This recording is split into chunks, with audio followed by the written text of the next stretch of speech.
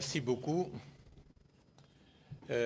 Comme vous le savez, pratiquement ça fait un an, jour pour jour, depuis que j'ai été nommé Premier ministre, chef du gouvernement.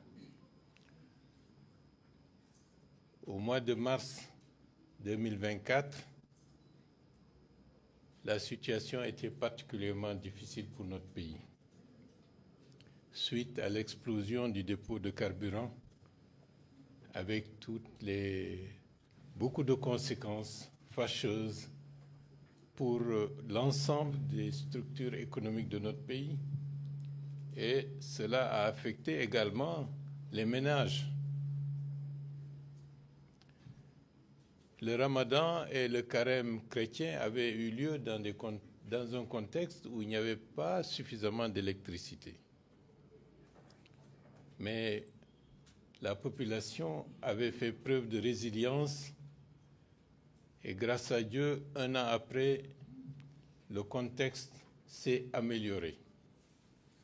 Je ne dis pas que le contexte est largement satisfaisant, mais par rapport à l'année dernière, la situation est nettement meilleure. C'est la raison pour laquelle il faut qu'on explicite les objectifs de la transition que nous sommes en train de mener. La transition, ce n'est pas simplement un processus de transmission de pouvoir.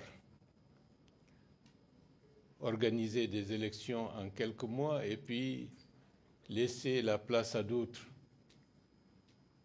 Pour certains pays, c'était possible, mais pour le nôtre, qui a connu, disons, des récurrences de crises, des transitions et des transitions, il fallait aller au cœur de la racine du mal pour trouver des solutions. C'est en cela que la transition que nous sommes en train de mener doit prendre en compte des aspects qui concernent ce qu'on appelle communément la refondation de l'État. Cette refondation de l'État passe en compte les questions sociales, les questions économiques et bien entendu les questions politiques. Par rapport à l'aspect social, comme vous le savez, beaucoup de choses ont été faites. Au cours de la conférence, on aura l'occasion, en fonction de vos questions, d'y revenir.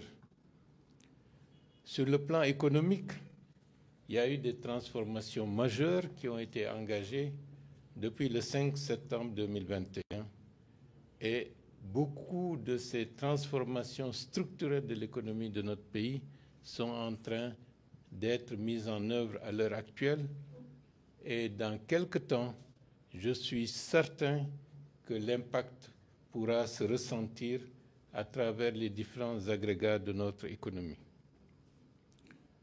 Sur le plan politique, certains estiment que le dialogue, l'esprit du dialogue, c'est simplement entre les autorités en situation de responsabilité et eux-mêmes. Or, dans une société complexe comme la nôtre, le dialogue d'aujourd'hui, c'est créer un environnement où à tout moment, aussi bien les communautés les plus éloignées des centres de décision peuvent être entendues et écoutées. Le dialogue également, c'est de permettre que dans un pays comme le nôtre, qu'il existe ce qu'on peut appeler la courtoisie républicaine. Qu'est-ce que j'entends par courtoisie républicaine? Ce n'est pas parce que quelqu'un n'est pas d'accord avec vous qu'il faut le considérer comme une personne pestiférée. Et je crois savoir que depuis un an, la pratique de la gouvernance a de ce point de vue évolué. Nous rencontrons régulièrement des autorités ou d'anciennes autorités de la République de Guinée pour échanger, pour encourager les uns et les autres en se disant ce n'est pas parce qu'on n'est pas en situation de responsabilité que notre avis ne compte pas. Les rencontres avec les anciens premiers ministres, pour l'essentiel, le plus grand nombre d'entre eux présents en Guinée répondent régulièrement à nos invitations et ne manquent pas, dans certains cas, d'apporter des propositions qui sont dans une logique de conforter les positions gouvernementales ou bien d'y apporter un élément supplémentaire d'approfondissement. Donc, de ce point de vue, je pense que ce sont des innovations qui permettent de savoir ce n'est pas parce qu'on n'est plus en place qu'on n'existe pas et qu'on n'est pas pris en considération. Le dialogue également avec la classe politique. Certes, ce n'est pas la grande messe de manière régulière parce que nous étions dans un contexte où il fallait repenser et rendre efficace la dynamique.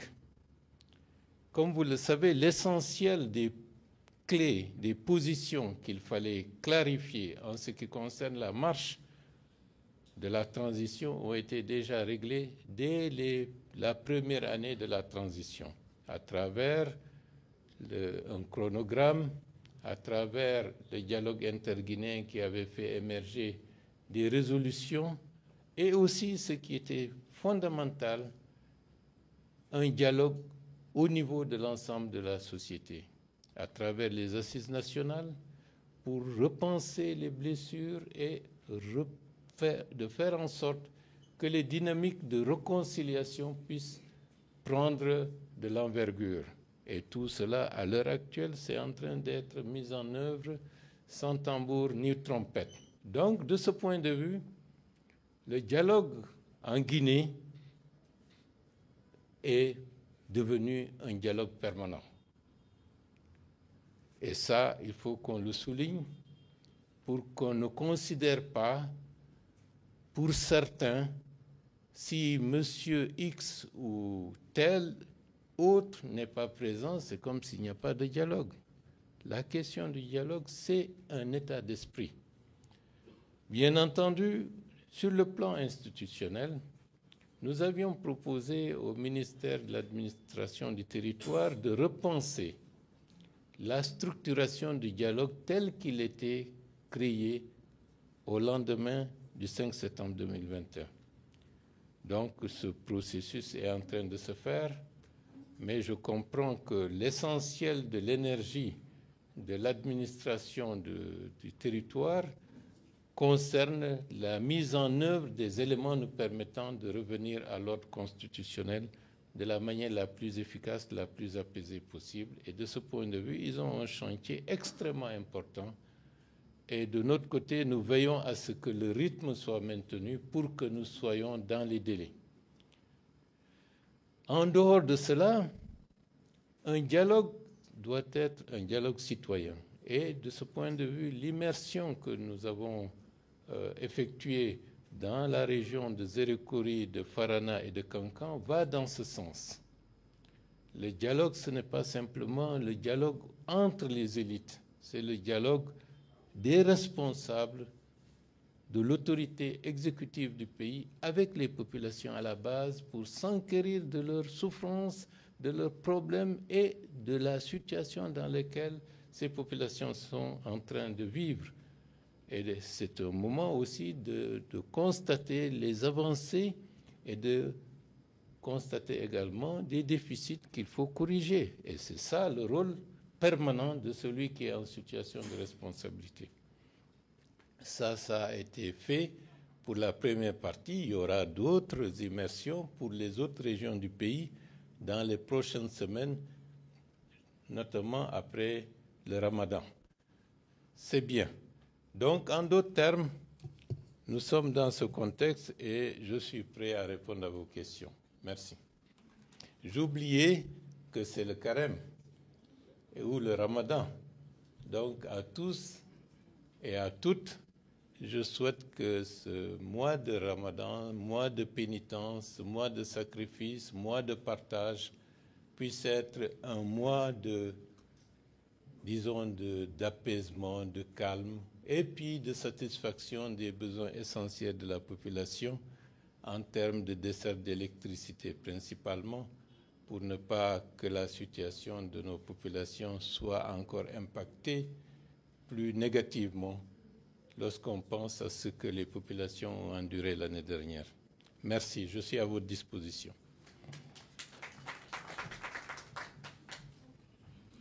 Monsieur le Premier ministre, merci pour Diop RKS. Allez-y. C'est bon? Parfait, Monsieur le Premier ministre. Bien. Vous êtes généreux en question. Merci.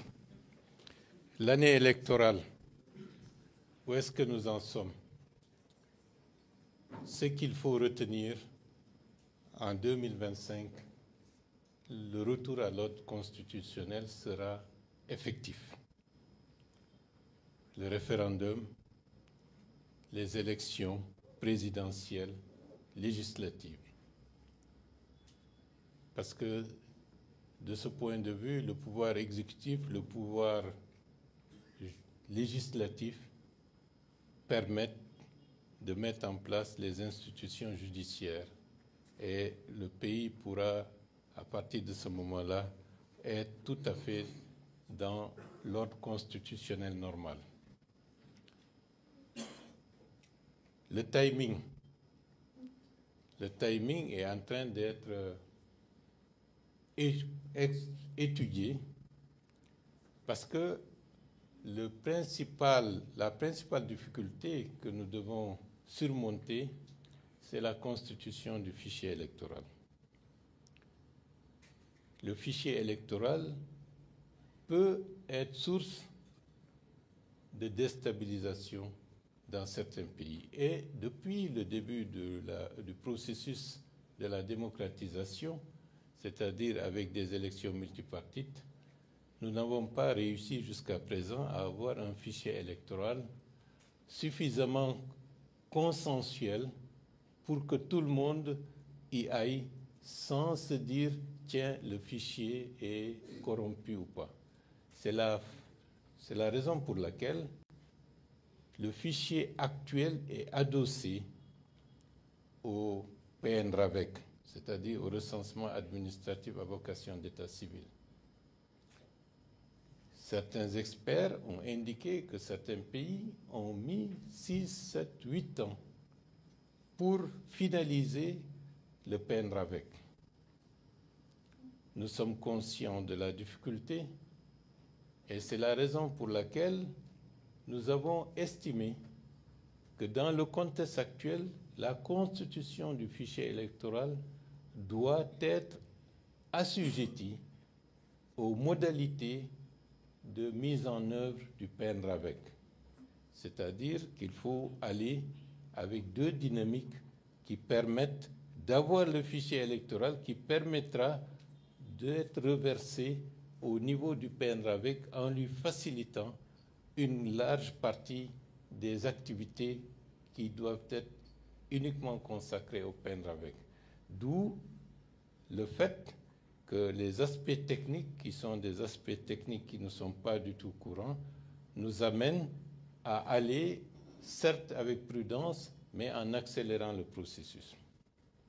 J'ai indiqué notamment hier au ministre de l'Administration du Territoire, qui est en charge du processus de gestion du processus électoral, de convoquer le comité de pilotage pour que toutes les parties prenantes de ce processus puissent être effectivement informées de ce qui est en train d'être fait pour que nous puissions, de manière concertée, fixer les périodes permettant d'organiser le référendum et d'organiser les élections majeures, notamment la présidentielle et les législatives. Je dois vous rassurer que c'est un objectif prioritaire du président de la République. Ce n'est pas un processus que nous cherchons à banaliser, mais c'est le principe fondateur d'un pays qui sera assujetti à un socle solide en ce qui concerne la gestion du processus électoral. Et cette gestion du processus électoral, ce n'est pas pour les élections seulement à venir, mais c'est à partir de ce moment-là, ce sera pour toutes les élections qui seront organisées en République de Guinée. D'où la nécessité, pour la première fois, de faire en sorte que la carte d'électeur puisse être en relation directe avec la carte d'identité nationale, avec le passeport, avec toute la documentation susceptible d'identifier un citoyen de la République de Guinée à travers un seul numéro d'identification. Et c'est ça l'enjeu majeur qui fait que nous n'allons pas, en se précipitant dans ce processus, parce que cela nécessite technicité et nous n'avons pas le droit de faillir pour faire émerger ce fichier électoral tout en allant dans le sens, disons, des principes qui permettent la mise en place du PNRAVEC. Et ça, c'est très important, parce que le PNRAVEC sera la matrice fondatrice de tout le fichier national, que ce soit le régime social unifié, que ce soit à tous les niveaux, ce sera le socle qui reliera les citoyens de la République de Guinée avec leur État. Si on veut avoir une idée du fichier des personnes qui sont des souffrant d'handicap, c'est à partir de cela qu'on pourra les identifier de manière sûre et certaine. Et l'importance de ce fichier dépasse pratiquement les préoccupations à caractère essentiellement électoral. Donc, cette année, le processus va se terminer et nous aurons, dans un délai raisonnable, le référendum et les élections présidentielles et législatives. Le RAVEC, vous avez dit que vous n'avez pas une idée comment les choses se passent avec le RAVEC, mais vendredi dernier, si vous suivez les actualités, j'étais à Kaloum, où on a fait la démonstration, disons, de l'utilisation du GPS à travers la géolocalisation des centres de vote et des centres d'enrôlement. Cela veut dire, d'ores et déjà, les personnes qui seront enrôlées vont l'être dans les centres de vote pour éviter l'amalgame qui fait que quelqu'un est enrôlé dans tel quartier et il se retrouve dans un bureau de vote peut-être à 10 km, 15 km. Tout cela, c'est pour éviter les difficultés que les anciennes élections nous avaient fait montrer. Donc, de ce point de vue, ça avance. Et rencontrez le coordonnateur du PNRAVEC, il vous dira où est-ce qu'il en est aujourd'hui. Même moi qui suis juste à côté, j'ai reçu des personnes qui m'ont recensé, enrôlé tous les membres de ma famille. Donc le processus est en marche, le processus sera accéléré pour que nous soyons à jour par rapport à nos objectifs de tenir l'ensemble des échéances durant l'année 2025. J'essaye de regrouper les questions par centre d'intérêt pour ne pas avoir à répondre les questions une à une. Maintenant, par rapport à la question des droits de l'homme, c'est un enjeu majeur. Nous regrettons qu'il y ait des situations où des personnes peuvent être considérées comme disparues en République de Guinée. Parce que cela veut dire que nous avons encore du travail. Et en tant que Premier ministre chef du gouvernement, j'ai indiqué à tout le monde, et sur instruction du président de la République, que tous les actes doivent être en relation étroite, encadrés par l'ordre judiciaire. Et ça, c'est très important.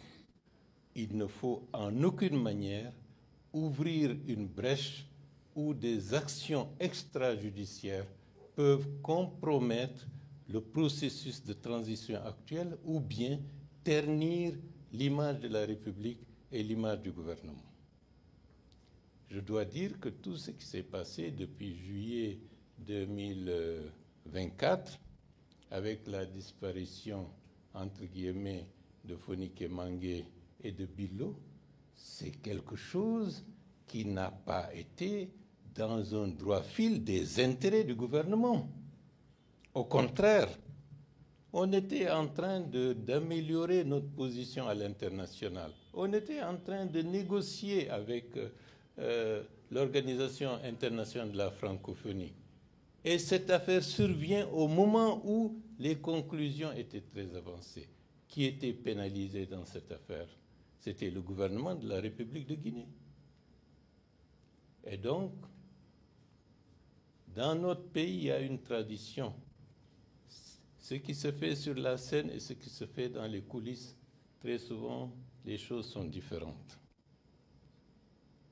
Nous avons une expérience de tout ce qui s'est passé durant ces dernières années pour faire imputer aux autorités des situations qui sont instrumentalisées par ailleurs. Je ne dis pas que c'est le cas, puisque les enquêtes se poursuivent, mais c'est pour dire que nous devons faire preuve de prudence et de sérénité dans les jugements hâtifs. La question du respect des droits de l'homme à l'heure actuelle, dans un environnement troublé, il ne faut plus réfléchir avec les mécanismes d'il y a 30 ans. En d'autres termes, en disant que dès qu'il y a une violation des droits de l'homme, l'État est responsable. L'État n'a plus le monopole de la violence dans la plupart des États, surtout dans notre région. L'État n'a plus le monopole de tout ce qui est, par le passé, du domaine exclusivement régalien de l'État. D'où la nécessité absolue, avant de raconter quoi que ce soit, il faut procéder à des enquêtes approfondies pour situer les responsabilités. Je dis et je réitère que le gouvernement de la République de Guinée, le CNRD, n'a aucun intérêt de ternir tout ce qui a été fait depuis le 5 septembre 2021. Les pratiques qui avaient cours par le passé doivent être combattues à tous les niveaux. Vous savez également que le changement, ce n'est pas par décret qu'un changement peut s'inscrire, s'enraciner. C'est comme un tremblement de terre. Il y a la première secousse, ensuite il y a des secousses successives jusqu'à ce que ça se calme. C'est comme ça que le processus de changement va se faire. Nous allons mettre en branle l'ensemble des services et continuer à réitérer que ceux qui ont été à la base de l'organisation des assises nationales pour que la Guinée se regarde elle-même, regarde son passé, pour tirer les leçons et faire en sorte qu'il y ait une dynamique de réconciliation et de pardon, et qui est allé jusqu'à instaurer un tribunal pour juger les crimes de sang par, disons, des responsables qui, avant-hier, parlaient au nom de l'État guinéen. Ce courage et cette responsabilité ne doivent pas être ternis par des situations qui n'honorent ni la République, ni l'engagement du président et ni la détermination du gouvernement d'aller vaille que vaille sur la primauté de la loi, sur la primauté de la justice. Nous allons veiller sur ça. Et je dois dire également à tous les acteurs qui sont en compétition sur la scène politique, il faut faire preuve de responsabilité. La responsabilité, c'est quoi?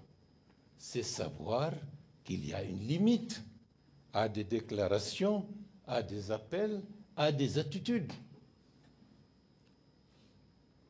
je ne vais pas mélanger longtemps, mais je vous dis, en tant que membre fondateur de la première organisation de défense des droits de l'homme dans ce pays, en tant qu'également président de la commission d'organisation de la manifestation du 28 septembre 2009, et tout le chemin que nous avons parcouru, je suis plus attaché que quiconque pour le respect des droits de chaque citoyen de s'exprimer et de dire ce qu'il pense dans le cadre du respect de la loi et de l'ordre républicain.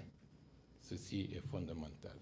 Et je ne suis pas seul dans cette logique, puisque celui qui a organisé, invité le peuple de Guinée à suivre l'organisation du procès du 28 septembre 2009 ne peut pas encourager ni être associé à des dynamiques qui rappellent ce que nous avons combattu et ce que nous avons jugé. C'est fondamental sur cette question. Et toute la société, dans le contexte actuel, pour rendre service au pays, quelle que soit leur prise de position, doit veiller à ce que rien ne perturbe l'ordre républicain avec des manœuvres qui relèvent d'un passé qui est éculé en 2025.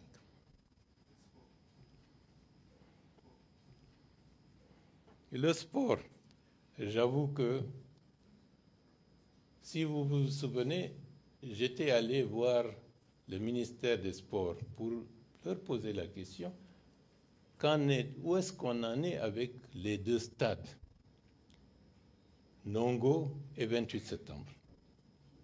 Parce que pour la République de Guinée, ce n'est pas admissible que dans la durée que nous soyons obligés de jouer les matchs qui devraient se tenir en République de Guinée à l'étranger. Et je suis certain que cela a impacté négativement les scores et les résultats de l'équipe nationale. Dans les prochains jours, le ministère des Sports aura à faire une communication pour situer tous les fonds du sport de manière générale sur la situation qui prévaut à l'heure actuelle dans ce domaine. Le sport fait partie de la priorité. En quoi le sport est également une priorité? Parce que le sport est une partie intégrante du développement du capital humain. Et de ce point de vue, nous avons des lacunes. Nous avons une gestion, une gouvernance. Regardez nos quartiers, les centres, les espaces qui étaient dévolus pour que les enfants puissent avoir des terrains de jeu. Où sont ces terrains? C'est vendu. Donc, pour recréer un environnement global où le sport pourrait se développer, il va de soi qu'il faut encore faire des efforts. Et qui a décidé de vendre les terrains? Est-ce que c'est une décision individuelle ou est-ce que c'est une corruption élargie au sein de la société qu'il faut combattre? L'État peut être défaillant.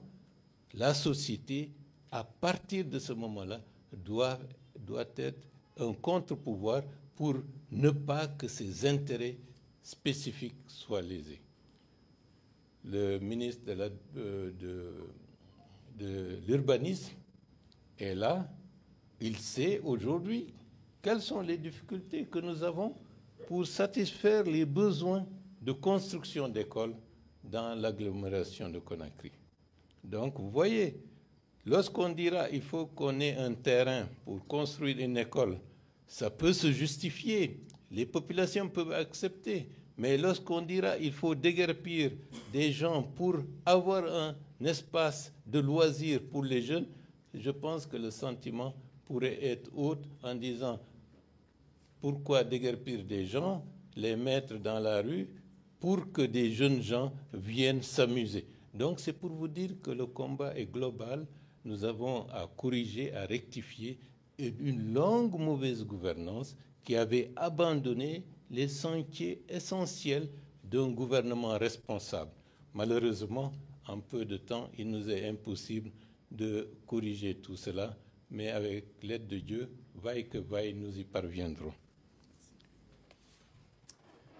Merci, Monsieur le Premier ministre. Si vous écoutez tout ce qui se raconte, vous allez avoir chaque jour 10 000 questions. Je n'ai jamais été interdit de sortir du territoire national. Si vous faites allusion à mon refus de prendre des vacances, c'était à la fin de l'année. Non, c'était fin décembre. Vous savez, traditionnellement, les uns et les autres ont besoin de souffler pour se réoxygéner et pour être en mesure d'être beaucoup plus efficace. Et comme vous le savez, j'ai eu l'honneur et le privilège d'avoir un second petit-fils. Et l'idée, dans un premier temps, d'aller voir mon petit-fils m'est venue. Mais par la suite, j'ai changé d'avis. Parce que la situation qui prévalait, avec tout ce qu'on entendait à gauche et à droite, il y avait même un de vos confrères qui s'appelle Abdul Latif Gawal, qui se complaît à raconter des tas de choses par-ci, par-là, comme quoi il y avait d'autres programmes qui étaient attendus et que je partais pour ne plus revenir. Mais heureusement que je n'étais pas parti, parce que sinon ça allait encore leur donner du grain à moudre. Donc ce sont des rumeurs qui ne sont pas fondées et dans un certain sens, lorsque j'ai vu tout le faisceau de rumeurs par la suite, j'ai dit heureusement que je ne suis pas parti parce qu'ils avaient préparé quelque chose. Mais pour être plus sérieux, le combat politique dans ce pays se fait maintenant à travers des réseaux sociaux. Il y a des gens qui ont des journalistes, entre guillemets, mercenaires, pour les entretenir et pour, de manière régulière, conforter des positions de certains, alimenter des rumeurs qui déstabilisent, qui ne sont fondées sur absolument rien du tout. D'ailleurs, même à l'heure actuelle, il y a une rumeur qui prospère, que telle région veut coûte que coûte qu'il y ait un Premier ministre issu de la région pour qu'il y ait un soutien conditionné à la candidature éventuelle du président de la République. Je pense que les gens doivent aussi avancer dans la réflexion. Nous n'allons pas organiser les assises nationales. Nous n'allons pas demander à tirer les leçons du passé pour revenir à chaque fois avec les mêmes mécanismes mentaux du moins, pour dire il faut tel pour telle région pour soutenir. Ça, c'est le monde de M. Alpha Condé. Et M. Alpha Condé n'est plus le président de la République. Donc, il faut que les gens changent de mindset. Le changement de paradigme, ce n'est pas une chose évidente. Les gens vivent dans le passé tout en étant physiquement dans le présent. Et ce qui fait qu'ils sont en arrière-plan. Changeons de paradigme. Le général Mamadi Doumbouya, lorsqu'il a pris sa responsabilité le 5 septembre 2021, il n'a pas demandé la permission de qui que ce soit. Oui ou non? Donc, et le processus politique engagé est un processus politique qui a été mûrement réfléchi et qui correspond à la vision du général Mamadi Doumbouya. Et cette vision, c'est une Guinée où on ne fonctionne pas au gré des sentiments ethniques ou des sentiments régionaux. Mais je dois dire que ce n'est pas facile de changer les choses. Lorsque certains voulaient que nous soyons en 2025, certains, dans leur esprit, sont toujours en 2010. Les choses ne vont pas revenir en arrière. Ceux qui veulent aider le général Mamadi Doumbouya doivent surtout s'ils sont en situation de responsabilité, avoir des résultats. Lorsqu'on a fait l'immersion, un peu partout, dans les 3 régions que nous avons visitées, il y a un sentiment général de satisfaction. Ce sentiment général de satisfaction ne veut pas dire que tout ce qui devrait être fait est fait, mais l'action engagée, les résultats constatés redonnent de l'espoir à la population. Et la mission du gouvernement, c'est de concrétiser cette confiance, cet espoir pour que demain soit encore nettement meilleur. Et ce que les gens doivent savoir également, ma logique et ma conviction politique convergent parfaitement avec la logique et la conviction du président de la République. C'est une fusion de 2 dynamiques qui, par le temps, se sont retrouvées. Et je dois dire, pour ceux qui ont oublié, que j'avais dit bien avant le 5 septembre 2021 qu'il y aura une transition. Et cette transition est là aujourd'hui. Et ce que nous sommes en train de faire comme programme, ce n'est pas quelque chose qui nous vient, disons, de l'extérieur, c'est-à-dire que quelque chose que des gens ont rédigé pour dire c'est ça et ça. C'est notre conviction intime depuis des années et des années.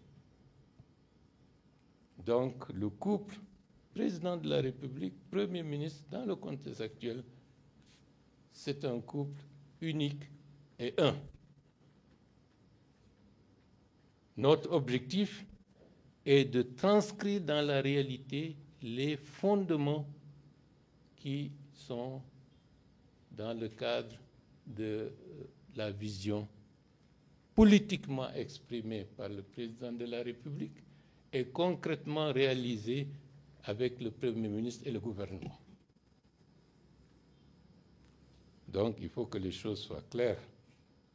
Nous sommes un attelage qui constitue le socle avec lequel la transformation de la République de Guinée va se faire. Maintenant, les élections, c'est une étape importante. Mais la fusion du couple président de la République et Premier ministre, dans le contexte historique actuel, n'est pas quelque chose, disons, le fruit du hasard, c'est une unicité et nous allons poursuivre dans cette voie. Je ne suis pas, par nature, quelqu'un qui extériorise son enthousiasme, mais je le fais et j'agis. Et la meilleure campagne qu'on peut faire pour le président de la République, c'est d'abord d'avoir des résultats, de le faire savoir, de le montrer, et que par ce biais, les uns et les autres en soient convaincus. Et c'est ça qui est l'œuvre, et c'est ça qui crée un espoir au niveau de la population guinéenne. Cet espoir, on doit l'entretenir, on doit l'enrichir, on doit l'impulser pour que ça devienne de manière effective une réalité sociologique qui pourrait aller au-delà des hommes et des femmes d'aujourd'hui qui sont en situation de responsabilité. Parce que fondamentalement, c'est la transformation de ce pays pour plus de bonheur, pour plus de stabilité, pour une société moderne. C'est cela que nous ambitionnons. Et dans le cadre de tout ce qui va aller dans cette direction, le couple reste à la barre.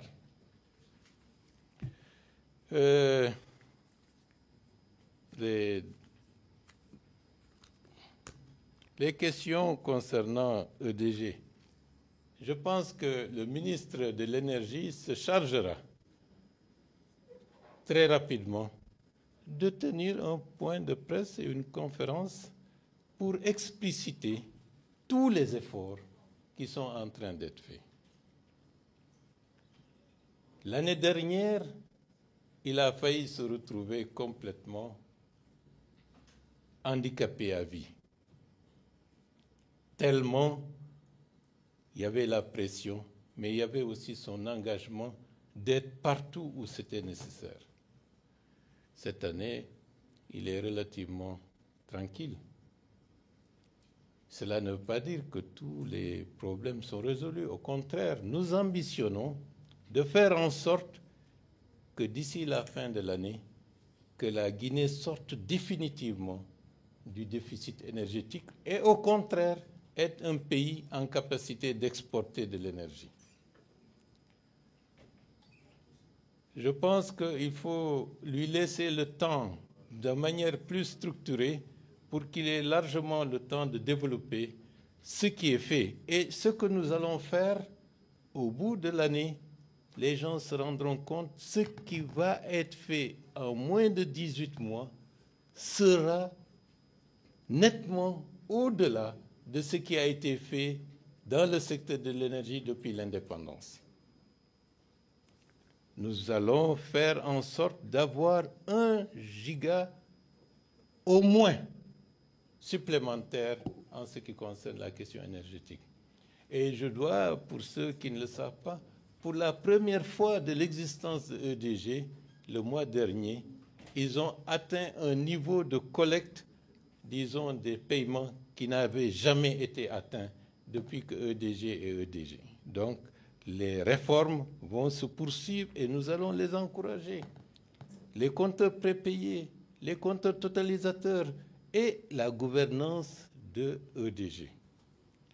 J'ai bien entendu la question concernant, disons, des stagiaires qui restent stagiaires pendant 10, 15 ans ou même plus.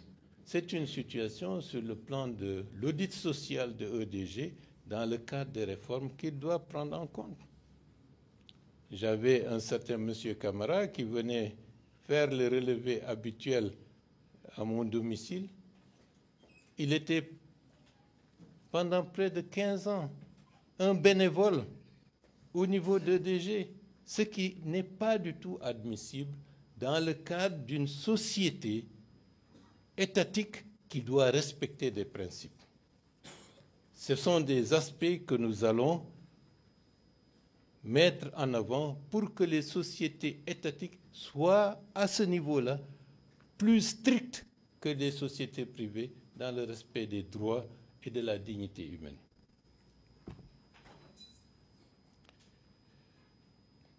Bon, en langue, les questions sont revenues, mais je vous invite à mon bureau, on va parler, que ce soit en pulaar, et je dois dire que pour ceux qui ne le savent pas, l'effort que nous sommes en train de faire pour que l'ensemble de nos compatriotes puissent accéder à l'information à travers les langues de leur choix.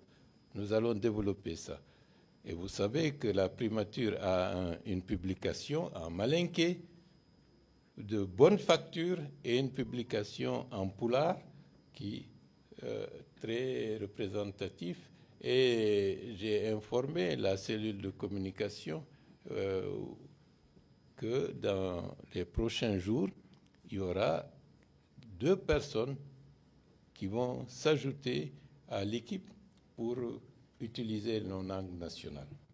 Et dans les spots, dans les vidéos, l'utilisation de la langue, comme le président de la République l'a demandé lors du dernier Conseil des ministres, il faut que nos médias utilisent les langues, permettent à la population d'être mieux informée à travers des langues qu'ils comprennent pour ne pas utiliser une langue qu'ils interprètent mal et ou bien qu'ils ne comprennent pas du tout.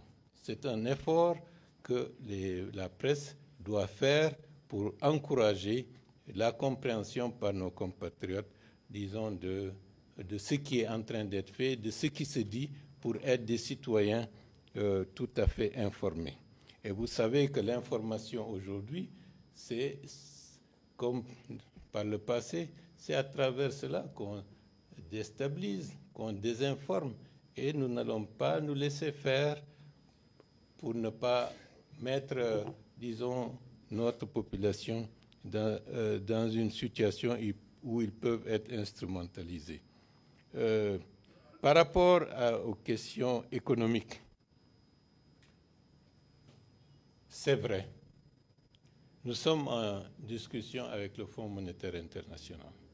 Là aussi, c'est une expression pour un pays qui est en transition de faire en sorte que les réformes économiques que nous allons engager puissent nous permettre de réaliser la transformation de l'ensemble de l'écosystème. Nous n'allons pas laisser les choses comme elles étaient. D'où la nécessité, pour conforter notre volonté d'améliorer la gouvernance économique, de s'adosser sur des conseils d'institutions appropriés qui peuvent nous apporter une certification pour que la Guinée, sur le plan économique, soit mieux vue, pour être en capacité d'encourager des investisseurs étrangers à faire confiance à la Guinée. C'est cela qui permettra de créer de nouvelles richesses, de créer de l'emploi et de répondre à l'attente de la population dans sa globalité. Les discussions continuent, ce sont des discussions ardues. Nous allons, vaille que vaille, tout mettre en œuvre pour que nous puissions concrétiser un accord dans les prochaines semaines, Inch'Allah. L'immersion campagne électorale. Le général Doumbouya, en fonction de ce qui sera adopté par la Constitution, s'exprimera le moment venu pour savoir s'il est candidat ou pas. Mais vous ne devez pas ignorer que le Premier ministre, chef du gouvernement, sera en phase avec le président de la République. Donc, il faut que vous le sachiez. C'est clair et net.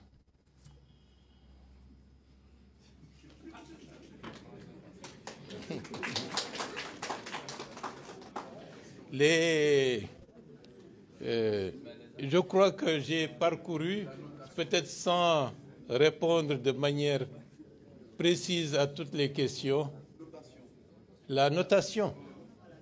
La notation, cela va de soi. Vous ne pouvez pas avoir la notation si vous n'avez pas un programme avec le Fonds monétaire, si vous ne respectez pas les critères de meilleure gouvernance, de transparence. Donc, toutes les questions se recoupent. Et c'est pour permettre à la Guinée d'avoir une capacité de faire appel à des marchés financiers. C'est tout cela que nous sommes en train de créer, l'écosystème, les paramètres permettant pas à pas demain à ce que la Guinée puisse être un pays qui pourrait faire des appels de fonds au niveau du marché financier international. Mais vous ne pouvez pas espérer avoir cela sans être en capacité, disons, d'avoir un programme avec le Fonds monétaire. Donc, il y a une cohérence absolue. On ne peut pas vouloir une chose en négligeant les paramètres de base qui vous permettent de l'atteindre.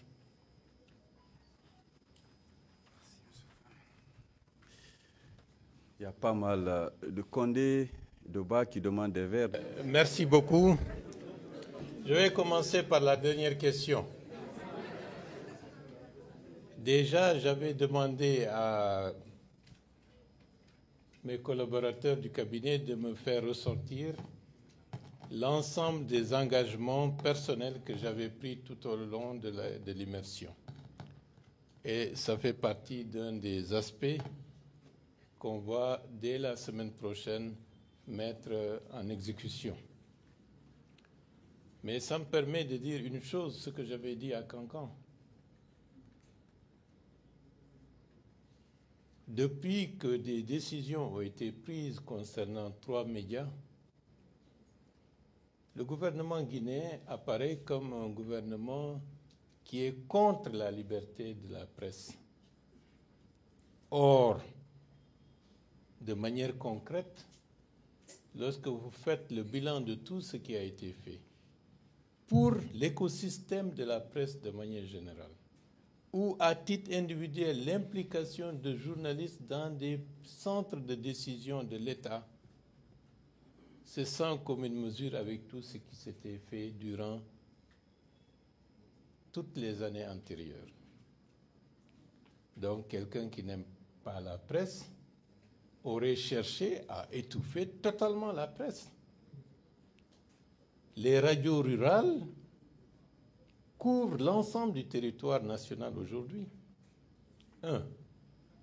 La maison de la presse de Cancan, celle de Zérékoré, celle de Labé et je crois celle de Kindia, c'est une décision du président de la République de mettre cela à la disposition des journalistes pour qu'ils travaillent dans un meilleur contexte.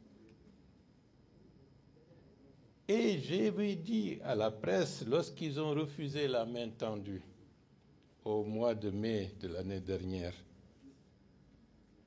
ceux qui refusent d'aller dans le sens du changement vont disparaître de par leur propre faute. Et j'ai dit aux journalistes, il y a un espace à prendre. Mais cet espace à prendre doit correspondre avec une prise en compte que les paradigmes ont changé. Et ces paradigmes, c'est valable pour la presse, c'est valable pour la politique, c'est valable pour la vision qu'on a de la société guinéenne aujourd'hui.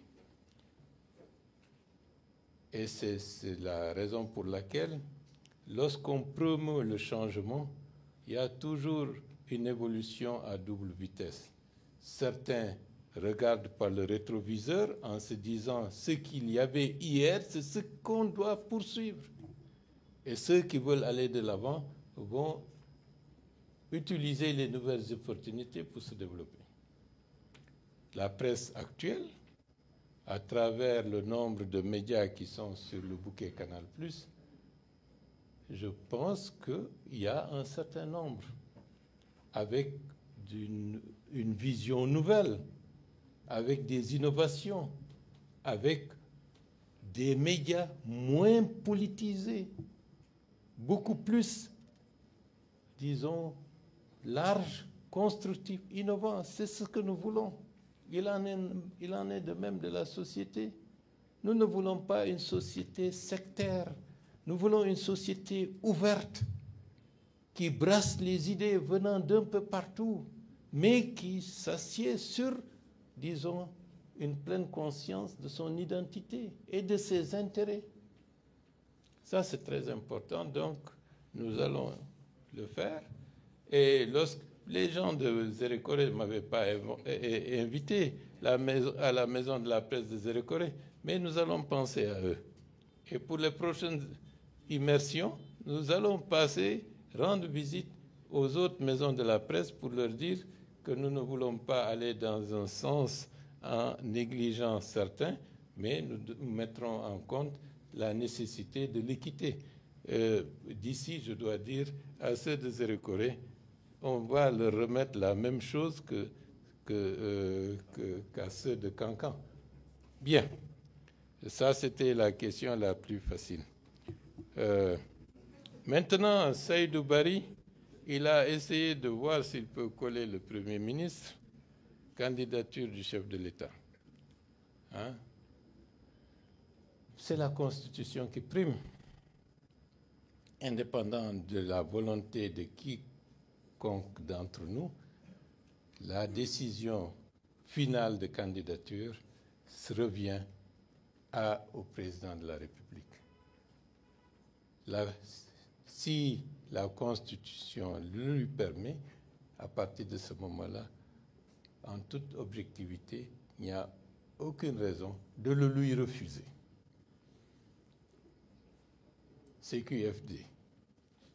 Maintenant, le regard par le rétroviseur, c'est le bilan qui parle. Quel est le bilan du général Mamadi Doumbouya? Ce bilan, comment est-il perçu par la population? C'est ça qui est fondamental. Et sans contexte, le bilan parle de lui-même. Et l'immersion qui a été faite, sans rentrer dans des trucs comment dire, manipuler, non. Les populations estiment qu'il y a un espoir. Qu'il y a un espoir que ce qui est en train d'être fait peut s'améliorer et décupler dans le temps, dans les domaines les plus variés possibles. Mais par contre, en 2009, on allait tout droit au gouffre.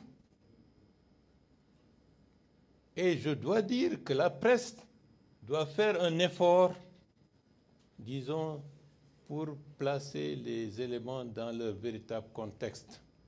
Il ne s'agit pas d'aligner des faits qui semblent similaires et dire que c'est la même chose.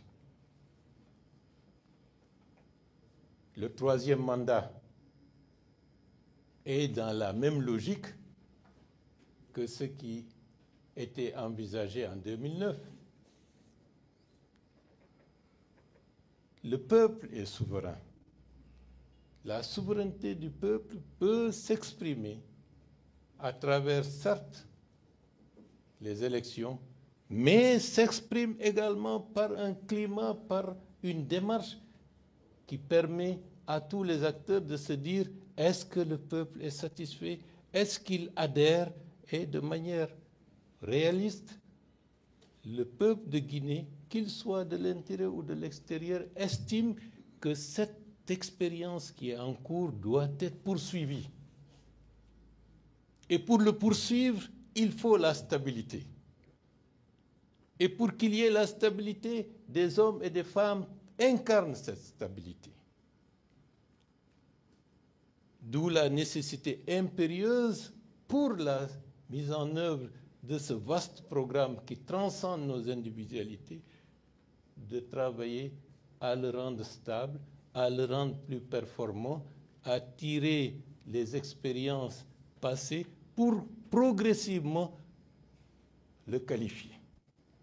Il y aura des ajustements, il y aura certes des erreurs d'approche, mais la volonté d'améliorer les choses, d'être toujours à l'écoute et à l'attente des aspirations de la population est un élément déterminant. Je sais également qu'en politique, il y a beaucoup d'ambitions, des ambitions individuelles. Et personnellement, ma vie politique, je n'ai pas mis en avant par le passé mon ambition personnelle. J'ai créé un parti, l'UFDG.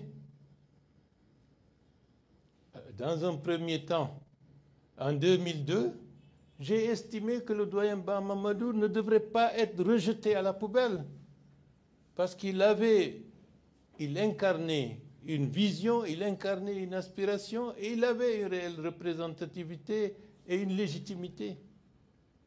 J'ai estimé avec les camarades de l'époque qu'on doit récupérer cette valeur pour la mettre sur le piédestal pour faire profiter l'institution politique de son apport. En 2006, il y a eu des bouleversements. En 2008, si ma mémoire est bonne, nous avons estimé qu'un ancien Premier ministre, du général Lansana Conté, qui apparaissait à l'époque comme un réformateur, qui apparaissait également comme quelqu'un capable de rassembler au-delà d'une communauté ethnique. Nous avons estimé que c'est une valeur qu'il ne fallait pas mettre de côté. Et nous lui avons fait des propositions, et c'est comme cela que M. Cellou Dalein Diallo est devenu président du parti. Parce qu'à l'époque, j'estimais qu'il fallait tirer de cette expérience pour permettre également d'aller plus en avant. Nous avons fait ce qu'il fallait faire sans mettre en avant notre propre personne. Aujourd'hui, je suis Premier ministre, chef du gouvernement. Donc, dans une posture beaucoup plus privilégiée que par le passé, puisque j'ai été nommé par le président de la République, Jean-Mamadi Doumbouya, qui a estimé que nous devons aller ensemble. Et le travail que nous sommes en train de faire est un travail qui m'honore et qui reflète fondamentalement mes convictions depuis des décennies et des décennies. Je l'ai dit tout à l'heure, et nous continuons le chemin.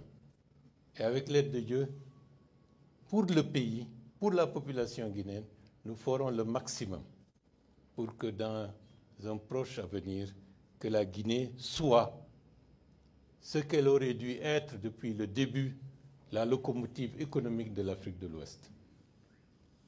Des chantiers sont engagés. Le Simandou est en cours. D'autres projets aussi vont être engagés dans ce sens.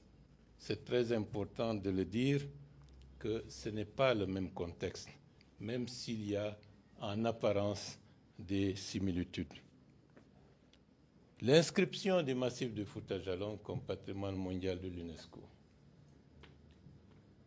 Pour ceux qui ne le savent pas, je rappelle que le général Mamadi Doumbouya est désigné comme champion du massif du Fouta Djallon. Qu'est-ce qu'il y a derrière ce programme? Derrière ce programme, c'est la place de la Guinée en Afrique de l'Ouest. C'est la question de l'environnement. C'est la question de l'eau, de l'avenir, de la paix, de la sécurité pour les populations de l'Afrique de l'Ouest. Pour ceux qui l'ignorent, la déstabilisation du Sahel est liée fondamentalement à la raréfaction de l'eau. D'où la nécessité absolue pour le pays, château d'eau de l'Afrique de l'Ouest. Le bassin de Fouta Djallon comporte 15 États. Pour qu'il y ait une paix réelle à long terme pour les populations de toute cette zone, de cette partie ouest du continent, y compris le Tchad et le Cameroun, c'est qu'il faut préserver le massif du Fouta Djallon, le protéger, pour protéger l'avenir et pour protéger la stabilité et la paix pour les décennies à venir. On fait des investissements gigantesques, on construit des barrages, mais s'il n'y a plus d'eau, à quoi serviront ces barrages? Absolument rien du tout. D'où la nécessité impérieuse d'accélérer cela. Et où en est-on par rapport à l'inscription du massif du Fouta Djallon? À partir d'aujourd'hui, il y a une équipe qui se retrouve dans une ville de l'intérieur pour réfléchir, pour que, au plus tard, mi-mars, c'est-à-dire dans 10 jours, que la lettre officielle soit déposée au niveau de l'UNESCO pour acter la demande officielle du gouvernement de la République de Guinée. Et je dois dire que c'est un élément très important. Et la relation des commerçants ou des institutions qui gèrent le commerce avec le gouvernement. Cette année, on se félicite. L'année dernière, dans un contexte difficile, on leur a demandé de faire des efforts. Et ils l'ont fait. Nous leur en sommes gré. Cette année, par eux-mêmes, ils ont décidé de stabiliser les prix et de diminuer les prix de certains denrées essentielles. Nous allons vérifier votre assertion. Est-ce que oui ou non, dans les quartiers, les prix sont respectés tels que les institutions en charge du monde des commerçants l'a acté? Nous allons vérifier cela. L'enquête. L'enquête, on a fait l'enquête, comme convenu. On a les résultats. Mais je dois dire que les enquêtes ou les déclarations qui ont été diffusées par voie de presse il y a 2 semaines de cela sont loin de correspondre à la réalité. Nous laissons la primeur au chef de l'État de faire l'annonce publique, parce que derrière, il y a aussi des décisions par rapport aux familles des personnes qui ont été affectées par la disparition ou par la mort des leurs. C'est pour cette raison protocolaire que nous n'avons pas encore diffusé et ou donné l'information complète, parce que c'est un sujet qui mérite toute la solennité nécessaire. Si le président de la République autorise le Premier ministre, chef du gouvernement, à communiquer officiellement, à ce moment-là, nous le ferons le plus rapidement possible. Donc, les résultats de l'enquête sont connus. Je crois que le parti UDRG, je suis le président de l'UDRG, il ne faut pas l'oublier. Hein? C'est un parti qui progresse, qui monte en croissance. Et c'est un parti qui va rassembler encore davantage. Vous savez qu'en Guinée, il ne faut pas tout dire parce que sinon, les gens vont être en embuscade pour vous contrecarrer. Mais grosso modo, par rapport à l'espace politique, je me souviens, les grands partis, qui est grand, qui est petit, qui est moyen, les choses changent. C'est comme la course du soleil. Il y a beaucoup de choses en cours dans les coulisses. Les empires naissent, croissent et meurent. Et d'autres prennent le relais. Le monde a toujours été comme ça. Nous sommes en train de construire le futur politique, le futur économique, le futur institutionnel et, disons, la société de demain de la Guinée. Dans un environnement de stabilité, d'apaisement, de fraternité. Les choses avancent. Je n'en dirai pas plus. Merci. Mais ma conclusion.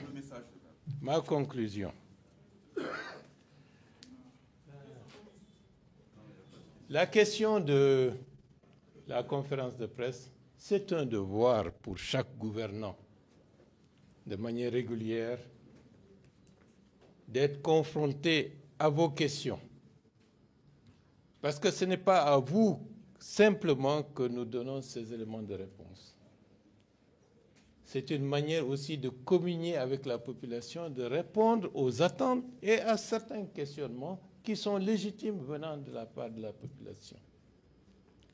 C'est très important et il faut garder cet esprit. Et j'ai dit et je répète, ayez l'audace d'inviter les membres du gouvernement de manière régulière à s'exprimer, à défendre le projet. S'ils ne viennent pas, informez-moi.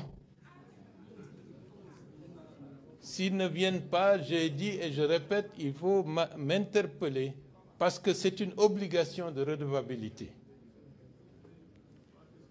C'est très important.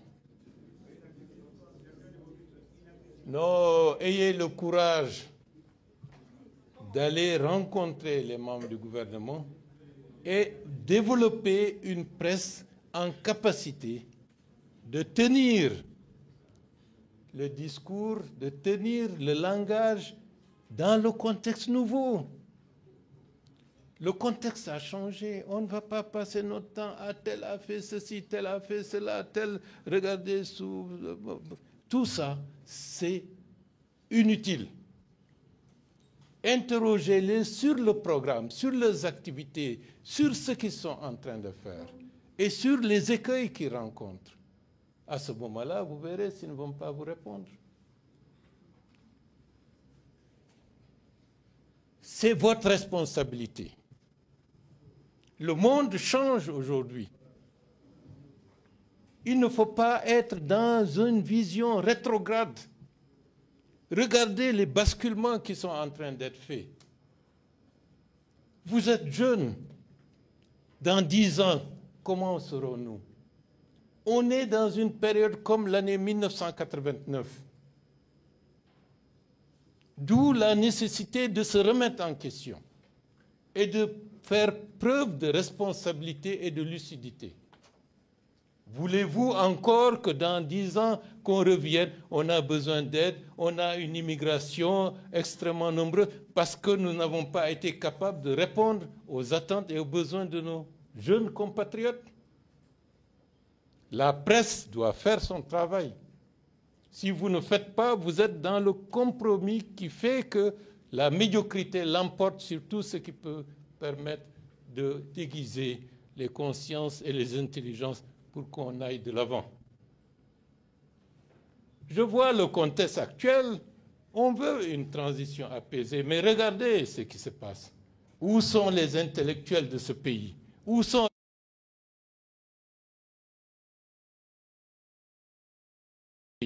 Où sont les hommes et les femmes de réflexion? Est-ce qu'ils tirent profit de l'existence et de la présentation d'un avant-projet constitutionnel qui est fondamental pour susciter des débats, pour susciter des réflexions, pour encourager la société à réfléchir et à intérioriser progressivement les grands enseignements et la volonté qui se dessine à travers cette volonté de changement de paradigme? Je n'en vois pas. C'est insuffisant au regard de l'enjeu. Mais je vois des remarques, des pratiques qui ont été exploitées par le passé. Donc, ayez le sens de l'innovation, ayez le sens de ce qu'il faut faire à ce moment-ci pour être à la hauteur de ce que nous voulons pour notre pays pour les années à venir. Ceux qui croient qu'il faut rester tranquille dans son coin, moi je ne me mêle pas, mais vous allez laisser libre cours à des idées qui ne nécessitent pas de la réflexion, qui ne nécessitent pas un engagement. C'est très important. De l'autre côté également, nous avons des fragilités. Et ces fragilités, il faut qu'on les combatte. Nous avons des ambitions. Si on ne combat pas nos fragilités, on aura de la peine à consolider et à faire vivre nos ambitions. La Guinée de maintenant et de demain ne sera pas comme celle d'hier. D'où un engagement de plus en plus approfondi de tous les acteurs. La classe politique, la classe intellectuelle, les hommes et les femmes de médias, épouser le temps actuel. La Guinée a une forte ambition de ne pas être un pays sous-développé. Nous voulons rivaliser avec les pays à économie émergente. Mais pour cela, nous devons disposer du capital humain, c'est-à-dire des hommes et des femmes en capacité, disons, d'asseoir cette volonté. Ça demande de l'effort, ça demande de la responsabilité. Et ceux qui veulent soutenir le Jean Mamadi Doumbouya doivent aller dans cette direction. Et cela, s'ils le font, naturellement, l'adhésion de la population sera massive, représentative et la plus bienveillante. Faire croire qu'on applaudit alors qu'on est en train de plomber les choses, c'est aller à contre-courant et contre-productif. Donc je tenais à vous le dire et je demande à tout le monde de se focaliser sur l'essentiel, d'avoir une haute ambition pour notre pays, de soutenir les hommes et les femmes qui s'engagent pour la réalisation de cette ambition, parce que cette ambition n'est pas une ambition à titre individuel, c'est une ambition pour que la Guinée, dans les années à venir, soit un pays qui compte dans le continent. Je vous remercie.